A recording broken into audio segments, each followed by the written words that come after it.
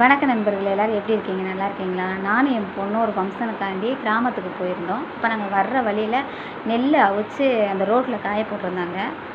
இப்போ என் பொண்ணு இது என்ன அப்படி சொல்லி கேட்கவும் நான் சொன்னேன், இது நெல் பாப்பாண்டே. நெல்லுனா என்னம்மா அப்படின்னு கேட்டா.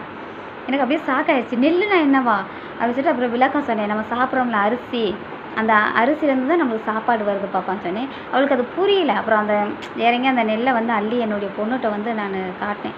அந்த உமியை எடுத்துகிட்டு இந்த உள்ள அரிசி இருக்குது பற்றி இதைத்தான் நம்ம சமைச்சு சாப்பிட்றோம் அப்படின்னு சொன்னேன்.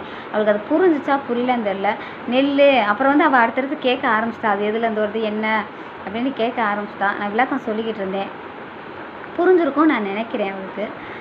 நாங்கள் சிட்டியில் இருக்கிறதுனால என்னுடைய பொண்ணு மாதிரியே எத்தனை பொண்ணுக்கு இது தெரியாமல் இருக்குதுன்னு தெரியல. நான் பிறந்தது எல்லாமே கிராமம். என் பொண்ணு கேட்டதுலேருந்தே எனக்கு ஒரு மாதிரியாகவே இருக்குது. நெல்லுன்னு நம்ம பொண்ணுக்கு தெரியலையே, 3ஆம் கிளாஸ் படிக்கிற அவளுக்கு தெரியலையே அப்படின்னு. விவசாயங்கிறது ஒரு கேள்விக்குறியாகவே இருக்கும் போல், அப்படித்தான் தோணுது. என் பொண்ணு மாதிரி எத்தனை பொண்ணுக்கு இது தெரியாமல் இருக்கோ அப்படின்னு நினைக்கும் போது வருத்தமாக இருக்குது.